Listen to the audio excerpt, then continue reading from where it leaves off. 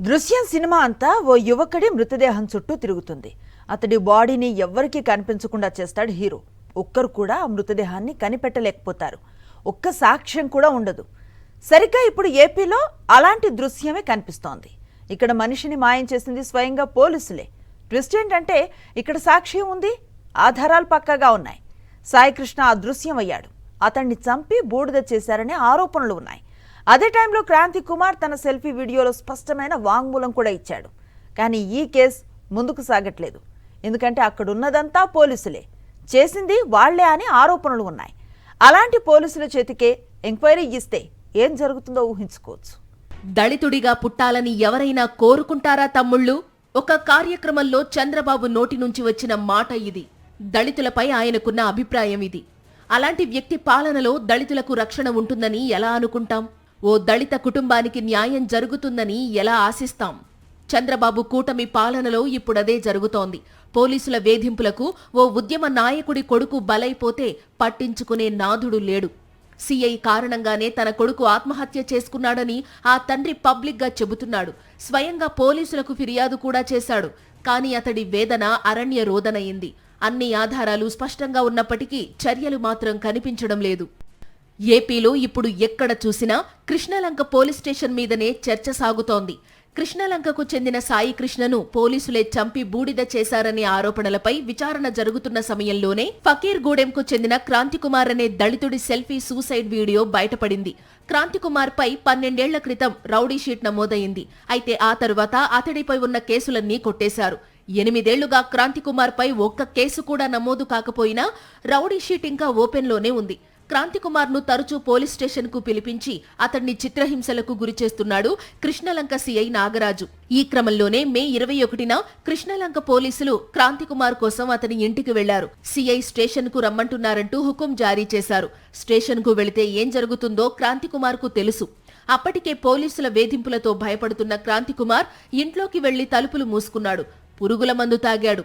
CI అరాచకాల్ని భరించలేకపోతున్నానంటూ selfie video record చేశాడు. కుటుంబ సభ్యులు క్రాంతికుమార్ ను హాస్పిటల్ కు తరలించినా ఫలితం లేకుండా పోయింది.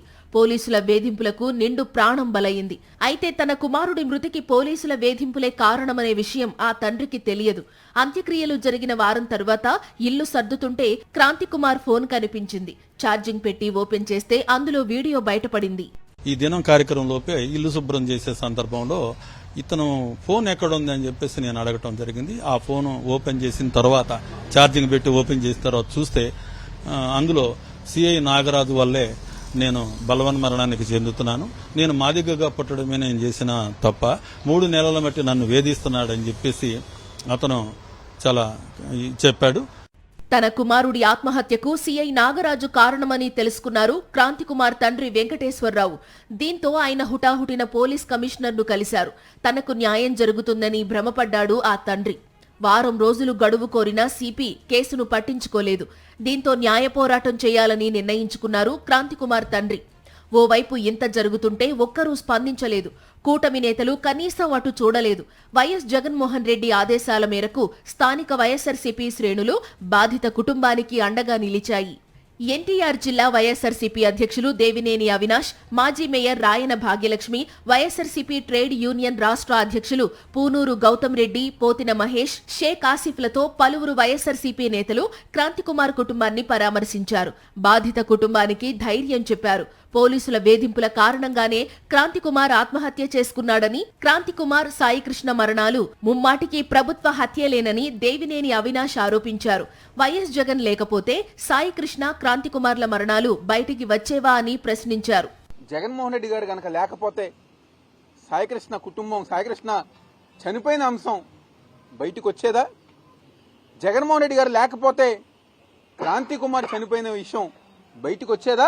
మీరు చేసే ప్రభుత్వ హత్యల్ని చంపేసి ఈరోజు రాజీ చేసే ప్రయత్నాలు ఈరోజు ప్రభుత్వ పెద్దలు చేస్తుందంటే ఎంతకన్నా దిగజారిపోయిన రాజకీయం ఇంకేనా ఉందా అని చెప్పి అడుగుతున్నారు. కూటమి అధికారంలోకి రావాలని జనసేన పార్టీ కార్యకర్తలు, క్రాంతికుమార్ కుటుంబం పనిచేస్తే అధికారంలోకి వచ్చిన తరువాత ప్రభుత్వం వారి కుటుంబాలకు శవాలను కానుకగా ఇచ్చిందని మండిపడ్డారు వైఎస్ఆర్సీపీ నేతలు.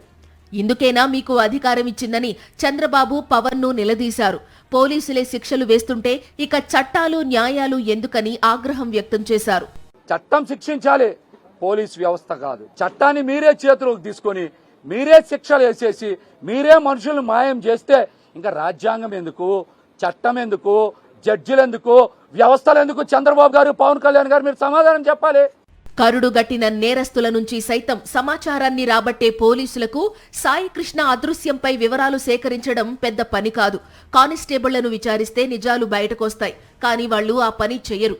క్రాంతికుమార్ ఆత్మహత్యకు కారణమైన సీఐ నాగరాజు పైన ఎస్సీ ఎస్టీ అట్రాసిటీ కేసు నమోదు చేయాలని డిమాండ్ చేస్తున్నాయి దళిత సంఘాలు. మరోవైపు ఈ కేసును పక్కదోవ పట్టించేందుకు సీఐ నాగరాజు ఇంటి వద్ద కొంతమంది హైడ్రామా నడిపించారు. సీఐపై చర్యలు వద్దంటూ కొందరు యువకులు మహిళల్ని పోగు చేసి ఆదివారం ఆందోళన చేయించారు. మరోవైపు కొందరు పోలీసులు సీఐ ఇంటికి చేరుకుని విచారణ పేరుతో మంతనాలు సాగించారు. ఇక సాయంత్రం ధర్నా చౌక్ ప్రాంతం వద్ద సీఐకు అనుకూలంగా ధర్నా చేసేందుకు ఏర్పాట్లు కూడా చేసుకున్నారు.